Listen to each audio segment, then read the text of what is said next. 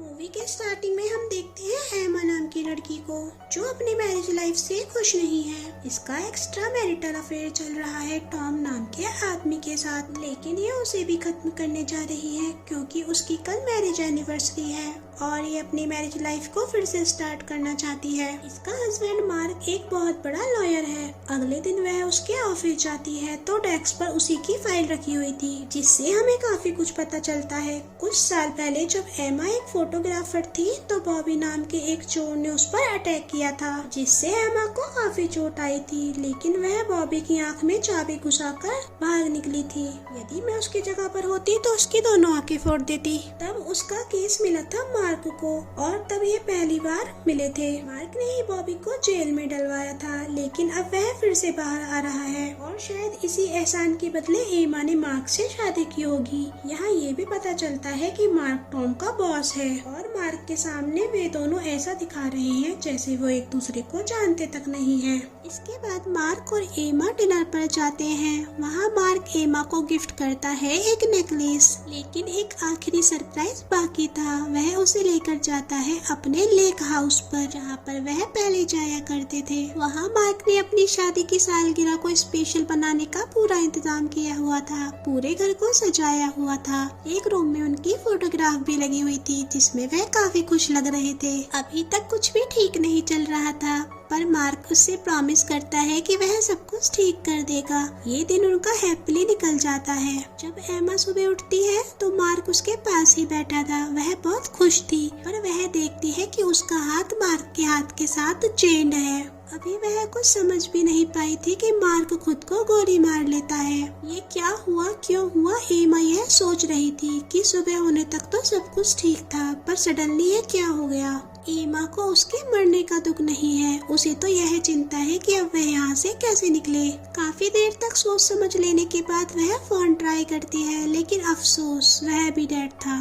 अब वह मार्क की गन उठाती है, पर वह भी खाली थी। अब और कोई रास्ता नहीं दिख रहा, इसलिए वह उसे घसीटते हुए वहाँ से बाहर ले जाती है। बेडरूम में उसका वेडिंग गाउन था और उसके पीछे था एक सेफ। गाउन का यूज करके गिरते पड़ते वह मार्क को नीचे ले जाती है और वहाँ पर मार्क की शर्ट पहन लेती है क्योंकि ठंड बहुत ज्यादा है। अब वह अपना फोन ढूंढती है, जिसे मार्क ने पहले ही बर्बाद कर दिया था, और घर में एक भी शार्प ऑब्जेक्ट नहीं था ताकि वह फ्री न हो जाए। क्योंकि वह फ्री नहीं हो सकती थी, इसलिए उसे डेड बॉडी के साथ ही वहाँ से निकलना पड़ेगा।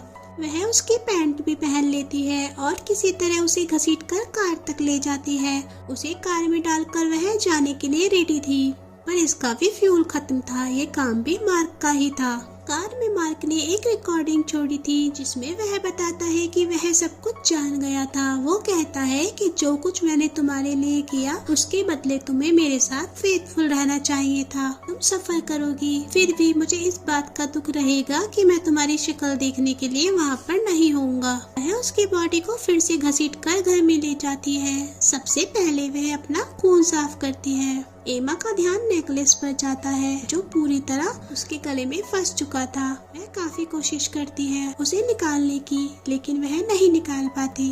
मार्क ने उसे कुछ इस तरह ही बनवाया था। अब उसके दिमाग में एक आइडिया आता है और वह किसी तरह बॉडी को लुढ़काते बेसिन में पहुंच जाती है। वह सोचती है यहाँ तो टूल्स होंगे ही, लेकिन जब मार्क ने घर में एक चाकू तक नहीं छोड़ा तो वह टूल्स कैसे छोड़ देगा। नीचे आकर उसने बहुत बड़ी गलती कर दी थी। अब वो डेड बॉडी को ऊपर ले जाने में खुद ही न डेड हो जाए।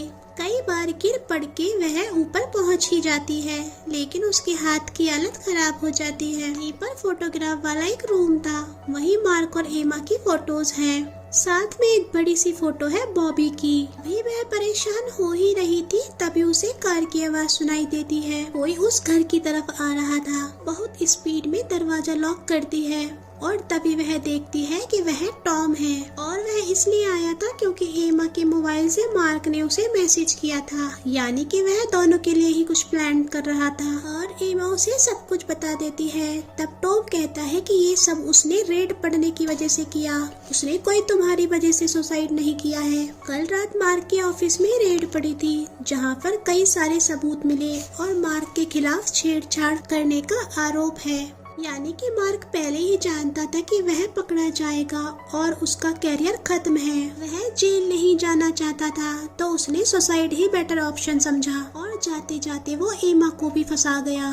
टॉम एमा को कॉल करने वाला था, लेकिन उसका फोन है कार में।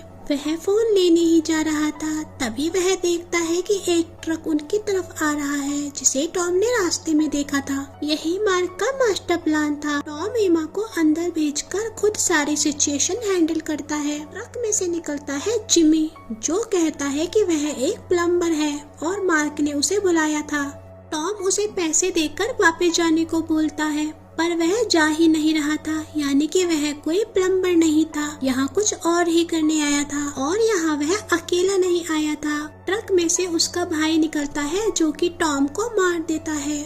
और ये भाई है बॉबी, यानी मार्क ने ही इसे जेल से निकलवाया, जिससे वह टॉम और एमा को मार दे। और ये डायमंड लेना चाहते हैं, जो कि सेफ में है। जिमी वहाँ उस सेफ को खोलने आया है, वह कोई किलर नहीं, लेकिन बॉबी आया है सालों पुराना बदला लेने, क्योंकि एमा ने उसकी आँख फोड़ दी थी। कहीं ऐसा न हो एमा उसकी आज दूसरी आँख भी फोड़ दे।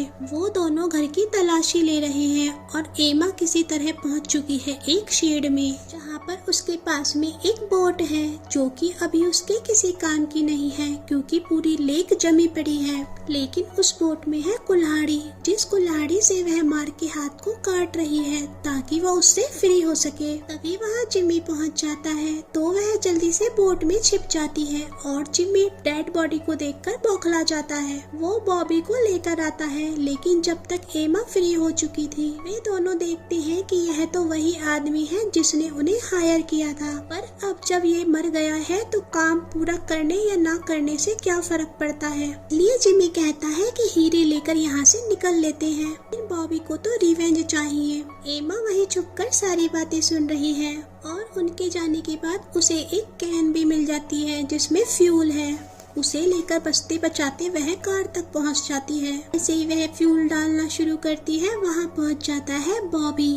फिर वहां से उसे निकलना पड़ता है और बचते बचाते वह इस बार पहुंच जाती है बेसमेंट में, लेकिन बॉबी वहां भी पहुंच जाता है। अब एमा स्टेयर्स पर बैठी है, क्योंकि ऊपर है जिमी और नीचे है बॉबी, और दोनों ही उसी की तरफ आ रहे हैं। वह दोनों उस तक पहुंच ही गए थे, तभी कार का अलार्म बजने लगता है और वही देखने के लिए वह भाग जाते हैं। ये अलार्म एमा ने ही बजाया था, लेकिन इससे वह समझ जाते हैं कि एमा घर में ही छिपी है। ये दोनों अंदर जाकर देखते हैं, टॉम के जूते गायब हैं, यानी एमा भागने की तैयारी कर रही है। वे दोनों अलग अलग होकर उसे ढूंढ रहे थे।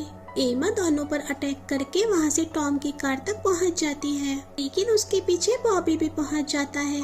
तब तक एमा ने पुलिस को कॉल कर दिया था, लेकिन इससे पहले कि वह कुछ बता पाती, बॉबी ने फोन तोड़ दिया। फिर भी पुलिस वहाँ पर आ ही जाएगी, इसीलिए उन्हें जल्दी से जल्दी सेफ का ताला खोलना होगा। को फिर से मार्क के साथ चेंज कर देता है और बॉबी उसे सेफ का कॉम्बिनेशन पूछ रहा था, उसके पैर की उंगलियां काटकर। लेकिन जिमी मार्क की गन उठाकर उसे रोकता है। जिमी उसे फ्री कर प्रॉमिस करता है कि वह हीरे लेकर यहाँ से निकल जाएंगे। अब वह उन्हें कोड बता देती है, लेकिन सेफ में हीरे थे ही नहीं। उसमें एक नोटिस था जिसमें लिखा था कि जो हीरे तुम ढूंढ रहे हो वो एमा के दिल के पास है, यानी कि एमा के नेकलेस में। और जैसा कि हम सब जानते हैं कि मार्क ने नेकलेस इस तरह से बनवाया था कि वह खुलेगा ही नहीं। इसके लिए एमा की गर्दन को काटना पड़ेगा और मार्क यही चाहता था कि वह इसकी गर्दन काट कर इसे निकाल ले। बॉबी को इससे कोई ऐतराज नहीं था। बॉबी एमा को गन से शूट करता है, लेकिन उसमें गोली नहीं थी। अब वह उसे ऐसे ही मार रहा था, लेकिन जिमी आकर उसे रोकता है और गलती से जिमी मारा जाता है और इसका पूरा ब्लेम जाता है एमा पर। एमा बॉबी को ही मार्क के साथ चेन करके भागने की कोशिश करती है। फिर वो जल्दी से कार लेकर वहाँ से निकल रही थी, लेकिन जल्दबाजी में वह टॉम की कार को बर्बाद करती है। अब उसके पास एक ही ऑप्शन था, लेक को ऐसे ही पार करना जो पूरी तरह से जमी हुई थी। लेकिन बॉबी उसे पकड़ लेता है, वह उसी के चाकू से उस पर वार करती है और जिससे वहाँ की बर्फ टूट जाती है, जिससे मार्क की डेड बॉडी अंदर गिर जाती है। और जो बॉबी से चेंड थी, तो बॉबी भी अंदर खींच रहा था और बॉबी खींच रहा था एमा को। तब एमा उसकी दूसरी आँख भी फोड़ देती है, जैसा कि हमने पहले ही कहा था। अब वह बॉबी से तो फ्री हो गई थी, लेकिन उसे ऊपर पहुंचना है, लेकिन वह कामयाब नहीं हो पा रही है। देखते देखते सब शांत हो जाता है। फिर भी हिम्मत न हारते हुए वह बाहर निकल आती है।